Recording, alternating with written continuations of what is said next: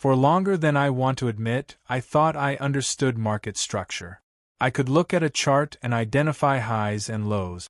I could see where price had broken structure to the upside and where it had rolled over. I could draw the levels, label the swing points, talk about higher highs and higher lows with complete confidence. If you had asked me whether I understood market structure, I would have said yes without hesitation. I was wrong. And the way I discovered I was wrong cost me a lot of time and a lot of money. What I actually understood was how to read market structure. What I didn't understand, not for a long time, was what to do with it. Specifically, I didn't understand the difference between what market structure tells you and what an entry strategy tells you. I had collapsed them into one thing in my head, and that confusion quietly undermined almost everything I did. I see this same confusion in most developing traders.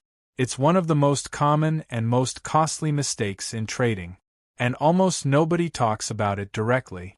So let me try to untangle it clearly. Market structure is the story the market is telling you. It is the record of what price has done, where it has respected levels, where it has broken them, where momentum has shifted, where participants have shown their hand. When you look at market structure, you are reading context.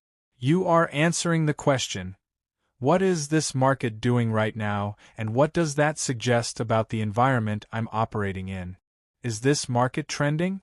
Is it ranging?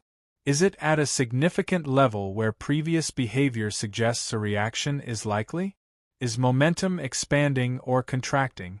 Are we at the beginning of a move or potentially the end of one? Is the current price action in a position of strength or weakness relative to recent history? These are market structure questions, and the answers to them tell you one thing and one thing only: whether conditions are favorable for a particular kind of trade. That is it. Market structure does not tell you when to enter. It does not tell you exactly where to put your stop. It does not give you an entry trigger. It gives you context. It tells you whether you are fishing in a good pond or a bad one. It tells you what kind of move you should be looking for and roughly where it might come from. But it cannot tell you precisely when to pull the trigger. That is the job of your entry strategy. Your entry strategy is the specific, objective set of conditions that must be present on a lower time frame or within the structure you've identified before you execute a trade. It is the mechanism that converts context into a trade. It answers a different question entirely. Not what is the market doing, but has a specific, repeatable trigger appeared that has historically preceded the move I'm trying to capture. An entry trigger might be a specific candlestick pattern at a structural level, a break of a short-term range in the direction of the higher timeframe trend, a pullback to a moving average in a trending market that shows evidence of buyers or sellers defending that level, a momentum shift on a lower timeframe that aligns with the higher timeframe bias. The exact trigger varies by trader and strategy. What matters is that it is specific, objective, and separate from the structural analysis that identified the trading opportunity in the first place. Here is how the confusion destroys trading.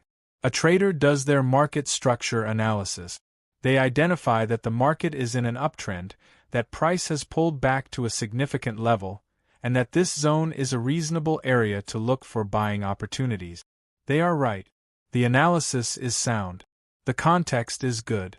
And then they enter, right there, at the level, because the structure says this is a good place. But the structure doesn't say when. It says where. And there is a massive difference between a good area and a confirmed trigger. Price arrives at the level and does what price at levels very often does. It lingers. It probes below the level.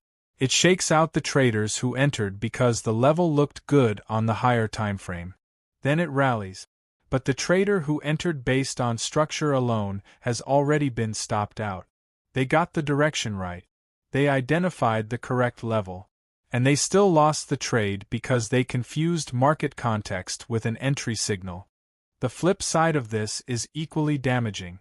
A trader identifies an entry trigger, a specific pattern fires, a signal appears, and they enter without any regard for the broader structural context. The trigger looks clean on the time frame they're watching. But on the higher time frame, price is at a major resistance level, momentum is exhausted, and the broader trend is turning. The entry trigger, in isolation, would have worked in many other contexts. In this context, it is pointing directly into a wall. Entry strategy without structure.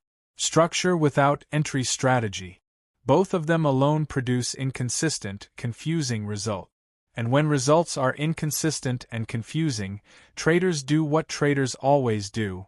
They blame the strategy and look for a new one. When the actual problem was that they never clearly separated what the structure was telling them from what the entry trigger was confirming. They were trying to use one thing to do the job of two. Let me make this concrete because I think it lands better with an example. Imagine you're watching a market that has been in a clear uptrend on the daily chart. It has pulled back for 3 days and is now sitting at a level where it previously found buyers. A previous structure high that has flipped to support, sitting right at a key moving average. The context is strong. If you were going to buy this market, this is the right area to be looking. That is your market structure read. You now know the environment. You know what you're looking for. You know roughly where you want to see it happen. Now you drop to a lower time frame. The 1 hour or the 15-minute, depending on your style. And you watch. You are not entering because the daily looks good. You are waiting for something specific on the lower time frame to tell you that buyers are actually defending this level right now. Not that they have defended it before. That they are doing it now. Maybe that confirmation is a series of higher lows forming on the lower time frame. Maybe it's a strong rejection candle off the level with increased volume. Maybe it's a break of a short-term bearish structure. A small downtrend on the lower time frame breaking to the upside, signaling the pullback is likely over. That confirmation, whatever specific form it takes in your strategy, is your entry trigger. And now you have both things working together. Structure that says this is the right place. Entry trigger that says this is the right moment. That combination is genuinely powerful. Not because either element is magic on its own, but because each one is doing its specific job. Structure provides the context. Trigger provides the timing. Together they give you a trade with a clear rationale, a logical stop-loss placement, and a realistic expectation of where price needs to go for you to be right. When I finally separated these two things clearly in my own trading, when I stopped using structure as an entry signal and stopped taking entry signals without structural context, the quality of my trades changed significantly. Not because I learned anything dramatically new. Because I stopped asking each tool to do something it wasn't designed to do. There is one more thing worth saying about this because I think it explains why so many traders never make this distinction on their own. Most trading education blends these two things together. You watch a video where someone shows you a great trade and they point to the structure that made it a good idea and the entry pattern that triggered it almost simultaneously. It looks like one unified analysis, but what you're actually seeing is two separate decision layers presented as one. And if you're not looking for the distinction, you won't notice it. Your job as a developing trader is to consciously separate them.